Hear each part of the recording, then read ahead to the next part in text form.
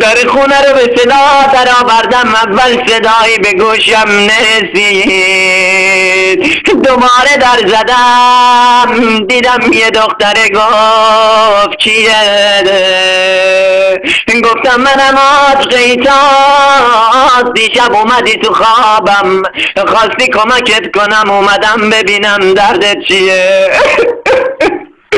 بهش گفتم لیلا خودتی، دیدم گفت آره لیلا منم. بهش گفتم لیلا در واق کن منم، پشت در واق کن منم، این چه در واق کردنه، این به اقبال منه، آواره گشتم از همه لیلا لیلا، بیچاره گشتم از همه لیلا لیلا، لیلا در واق کن منم.